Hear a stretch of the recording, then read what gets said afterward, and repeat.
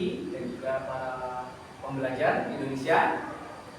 Baik, hari ini kita kembali lagi di Stadio Dema Kampus Universitas Al-Falah As-Sunniyah Kencong Jember. Hari ini kami dari program studi bimbingan dan konseling pendidikan Islam, saya Ahmad bin Mas'udin hari ini akan membawakan topik berkenaan dengan patologi sosial yang lebih difokuskan pada masalah pengangguran, terutama di Indonesia. Kita tahu bahwa pengangguran ini adalah bagian dari permasalahan pada komunitas dan juga di wilayah kemasyarakatan. Oke, baik, hari ini kita sudah menghadirkan narasumber kita hari ini. Ini nanti akan memperkenalkan diri dan juga aktivis di bidang bimbingan dan konseling pendidikan Islam di kampus Universitas Al-Falah As-Sunniyah Kencong Jember. Ya, dipersilakan untuk narasumber kita untuk memberikan perkenalan dulu pada pemirsa semua. Silakan. Perkenalkan, nama saya Raka Marianti dari Prodi Bimbingan Konseling Pendidikan Islam semester 4. Semester 4 kali ya? Panggilannya siapa ini? Biasa dipanggil Mbak Ratna. Mbak Ratna, ya. Mbak Ratna memang lebih menyukai bidang studi kaitannya dengan bimbingan konseling. Kalau boleh tahu, apa alasan Mbak Ratna ini memilih program studi bimbingan konseling? Nah, ini juga perlu tahu pemirsa ya, begitu. Untuk Karena dari banyaknya sekolah belum memiliki guru BK. Jadi saya mengambil prodi ini agar bisa mengisi sekolah yang mempunyai guru bimbingan konseling. oh begitu ya. Jadi memang Mbak Ratna memang mendapatkan informasi ya, di lembaga-lembaga sekitar, terutama di Jember Selatan ya, banyak lembaga-lembaga pendidikan itu yang kurang ya kualifikasi guru, maksudnya ya, yang memiliki kualifikasi akademik di bidang konseling. Nah, padahal untuk BK sendiri itu kan ya dibutuhkan ya di mana, di sekolah-sekolah ya, terutama di tingkat SLTT sampai SLTA begitu ya. Ya. Karena ini kita bincang-bincang santai aja, dan ini kita juga disaksikan oleh pemirsa. Di topik kita hari ini kaitannya dengan masalah pengangguran. Kalau boleh tahu sejauh mana Mbak Ratna kaitannya dengan istilah pengangguran pada perspektif Mbak Ratna yang ada di bimbingan konseling? Kalau menurut saya pribadi, pengangguran itu adalah orang yang belum memiliki pekerjaan atau orang yang sedang mencari pekerjaan namun tidak mendapatkannya. Biasanya pengangguran itu berada di usia kalangan 20 tahun ke atas. 20 tahun ke atas ya. Tapi kalau di sebagian daerah kita itu kan ada anak-anak yang sehingga putus sekolah gitu. Ini sampai terjadi eksploitasi ya, anak-anak bekerja sehingga mereka putus sekolah gitu kan. Nah, ini bagaimana menurut Mbak Ratna ini, anak-anak yang sudah bekerja, terutama ini kan kita saksikan di TV-TV itu kan, seharusnya anak itu sudah mengenyam pendidikan, tapi ternyata mereka malah bekerja. Ini menurut Mbak Ratna gimana? Mungkin itu bisa dari masalah ekonomi, untuk biaya. Mungkin untuk biaya tidak memungkinkan untuk bisa melanjutkan sekolah, jadi dia memilih untuk bekerja membantu keekonomian keluarga. Jadi kalau menurut saya itu memang sekarang banyak orang yang berhenti sekolah karena kekurangan ekonomi. Kalau menurut saya lebih ke pemerintah melakukan beasiswa atau program-program agar seseorang yang telah berhenti sekolah karena kurang biaya bisa melanjutkan sekolahnya.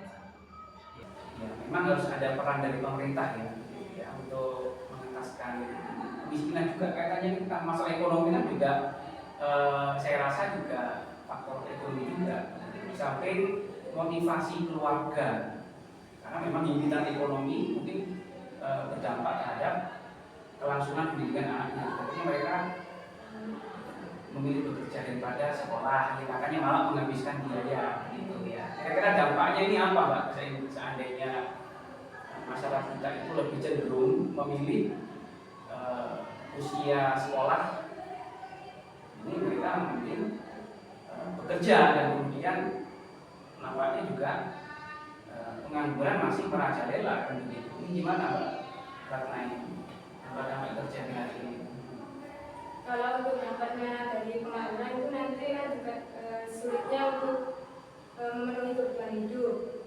Jadi untuk agar seseorang tidak kesulitan untuk hidup kan bekerja. Tapi kalau masih di kalangan sekolah, lebih baik kita meneruskan pekerjaan, lebih meneruskan ke sekolah daripada bekerja.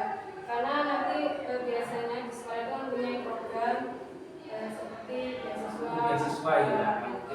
Sekarang kalau bisa itu pemerintah lebih mengajukan banyak beasiswa. Terus juga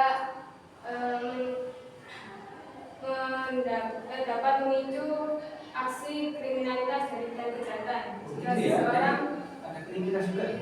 Ada, Pak, seperti biasanya itu mencuri atau merampok, itu juga bisa memicu kejahatan atau kriminalitas karena pengangguran, tidak punya kemampuan untuk bekerja. Jadi mungkin pikirannya agak sempit, kurang luas, jadi dia mencuri atau merampok. Biasanya itu juga jadi pembunuhan. Terus kira-kira ini juga untuk anak-anak apa juga bisa terdampak anak-anak yang seharusnya masa belajar kemudian mereka kerja, nyatanya juga ekonominya juga tidak begitu meningkat begitu kan. Ya, apa juga berdampak terhadap kriminalitas anak-anak gitu.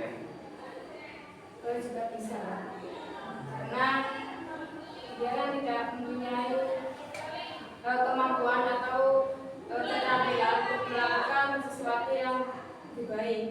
Jadi lebih memilih jalan yang agak meleset. Oh begitu ya. Oke, ini mungkin satu lagi hal yang penting, Mbak Ratna. Ini tadi perspektif secara umum ya. Jadi saya mungkin bisa sedikit menggarisbawahi bahwa untuk masalah pengangguran ini perlu adanya keterlibatan pemerintah ya, terutama untuk menanggulangi pengangguran, terlebih kaitannya dengan pekerjaan anak gitu ya. Nah, ini juga termasuk masalah kita juga begitu ya, dan ini juga pemerintah harus kita libatkan. Nah, menurut Mbak Ratna ini pandangan Islam ya, ini pandangan Islam karena Mbak Ratna ini selaku mahasiswi di perguruan tinggi Islam. Nah, itu tentunya ada bagaimana Islam memandang kaitannya dengan masalah pengangguran di Indonesia. Kalau Islam sendiri itu telah melarang atau memperingati umatnya atau manusia agar tidak menganggur atau menjadi miskin. Karena dengan menganggur atau kemiskinan nanti kita akan merugikan orang lain demi untuk memenuhi kebutuhannya sendiri. Allah juga pernah berfirman, barang siapa yang bekerja maka dia yang akan mendapatkan rezeki, dan barang siapa yang berpangku tangan maka dia akan kehilangan rezeki. Yang artinya suatu proses harus dilalui untuk mendapatkan rezeki tersebut. Seperti itu. Jadi Islam itu telah melarang umatnya untuk menjadi pengangguran atau menganggur seperti itu. Ya, baik. Jadi memang dari satu sisi kemanusiaan, ya memang kita diwajibkan di dunia, ya kita harus menggeluti apa yang ada di dunia itu bekerja kan begitu. Atau di sini dalam agama juga diperintahkan kita harus bekerja keras untuk memenuhi kehidupan dunia kan begitu. Artinya berarti sangat konkret ya, seperti doa sapu jagat itu pemirsa ya. Jadi Rabbana atina fid dunya hasanah gitu ya. Wa fil akhirati hasanah. Ini menunjukkan bahwa kita tidak boleh meninggalkan unsur-unsur duniawi ya, karena kita hidup di dunia Mbak mungkin ya, sehingga kita juga memiliki konsekuensi untuk memenuhi kebutuhan kita yang ada di dunia itu ya bekerja keras kan begitu. Nah, kemudian kita jangan lupa untuk kehidupan akhirat, kan begitu ya. Nah, oke, jadi antara ibadah dan bekerja ini saya kira satu paket ya, satu paket. Baik, sebagai penutup pemirsa, ini Mbak Ratna memberikan sebuah rekomendasi ya, tips-tips, karena ini juga calon konselor. Hari ini kan mungkin sudah mengumpulkan beberapa temuan-temuan, karena ini punya juga hari ini sedang menjalankan mini riset kaitannya dengan patologi sosial. Nah, ini tentu ada tips dan rekomendasi bagaimana pengangguran di Indonesia ini, terutama untuk anak-anak ya, anak-anak pekerja itu bisa terkendalikan, syukur-syukur bisa terentaskan, begitu Mbak Ratna. Kalau untuk itu, kalau untuk pengentasan pengangguran di kalangan sekolah, mungkin itu tadi dari biasanya kan minimnya ekonomi, jadi untuk pemerintah itu harus lebih mementingkan pendidikan untuk anak-anak kalangan SD, SMP maupun SMA seperti itu, dengan cara program pemerintahan memberikan beasiswa tadi.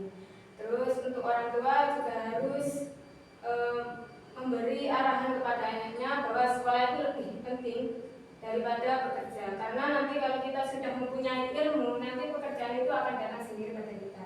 Masya Allah, luar biasa sekali.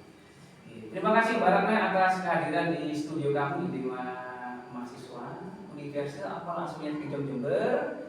Mudah-mudahan perbincangan kita kali ini benar-benar memberikan manfaat Mbak Ratna ya, terutama bagi para pemirsa yang ada di rumah dan juga kaum pembelajar. Memang dampak dari pengangguran ini benar-benar luar biasa. Sehingga ketika kita sudah bisa bersatu padu mengentaskan kemiskinan juga pengangguran, akan sesuai dengan misi kita Indonesia Emas di tahun 2045. Terima kasih pemirsa atas kesempatan, dan Mbak Ratna terima kasih sekali di studio kami, dan saya Ahmad Rudi Masruddin mengucapkan terima kasih dan saya akhiri wassalamualaikum warahmatullahi wabarakatuh.